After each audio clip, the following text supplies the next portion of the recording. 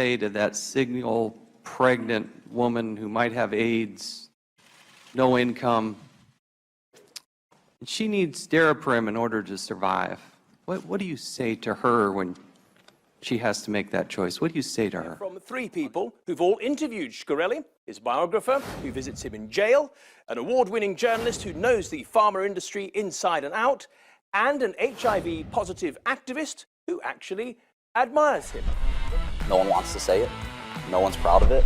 But, you know, this is a capitalist society, capitalist system, and capitalist rules. And my investors expect me to maximize profits, not to minimize them or go half or go 70%, but to go to 100%. Do you think you've done anything wrong? I invoke my Fifth Amendment privilege against self-incrimination and respectfully decline to answer your question. In response to all of this attention and doctors and patient groups saying they can't access this drug, are you going to change the price? No. These companies jacked up the prices, took as much money as they could out of the pockets of patients, and put those funds into their own coffers. It's not funny, Mr. Shkreli. People are dying. Josh Robbins, who is himself HIV positive and is a healthcare campaigner. Josh, Bethany was just explaining there how important this drug is. It's a lifesaver. In what circumstances do people need this drug?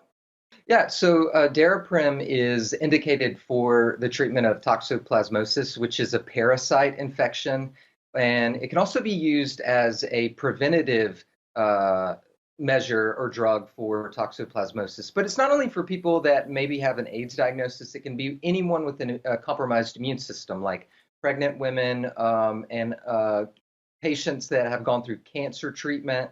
You, like many other people, hated Martin Shkreli. Then what happened? I'll tell you, I reacted just like everyone else did on social media because the story was very specific, and it said that patients particularly, and somebody, that patients weren't getting access to the drug and that they were dying. That is obviously very, like, that's not cool. So what did you do about it? I did react to that. I started looking into it, actually. So I started looking into past what the media was saying, and I started looking for stories of these patients that were dying or having access issues, and I couldn't find it. I just decided to direct message Martin on Twitter, and I asked him if I could have an interview. His reply was sure, and then a week or two later, we were on camera. We did a video interview. He was in the backseat of a car, and I thought I would get to talk to him for 10 or 15 minutes. He ended up talking an hour. I scooped national news because he gave me the price reduction and the date by which it would be reduced. Yeah. When are you going to lower the price? It's a good question. I think pretty soon. And it didn't really, that didn't happen. But there was something that did happen. He cut the price, or he cut the bottle size in half for hospitals. You scooped the big networks. You got him to commit to a price reduction. He didn't reduce the price. What he did, very intelligently, is he actually reduced the quantity of the bottle he sent out to hospitals and charged them the same. Yeah, but that's really important for the regional or rural hospitals in America because they can't afford to keep, with this, toxoplasmosis only affects like 2,000 patients a year. And so hospitals everywhere don't need that large quantity, the whole bottle for a potential patient. No one wants to say it. No one's proud of it. But, this is a capitalist society, capitalist system, and capitalist rules. And my investors expect me to maximize profits, not to minimize them or go half or go 70%, but to go to 100%. He was trying to compromise, but at the end of the day, Martin had a responsibility for making sure patients got the drug, which they did, and then also he has shareholders that he had to maximize profits for. Well, you see, he did. Thank you, Josh. These companies jacked up the prices, took as much money as they could out of the pockets of patients, and put those funds into their own coffers. It's not funny, Mr. Shkreli.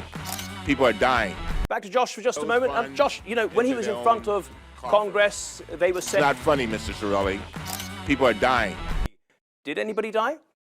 I haven't been able to find any story of any patient dying because of access to the drug. It's really appalling to me that the media continued to allow that story to be told because I couldn't find it, and I Now- still haven't been able to find it years later. In your experience, what is the most effective way of keeping patients' out-of-pocket expenses low? Insurance.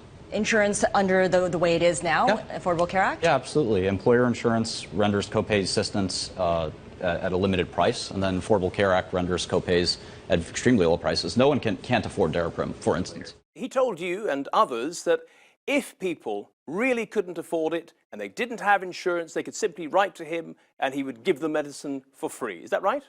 Did that happen? Well, yeah.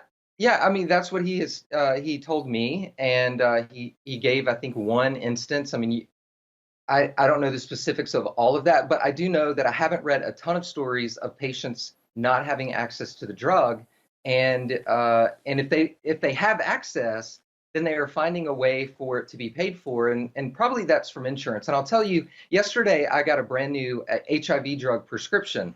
The sticker price of that bottle for 1 month was nearly $4,000.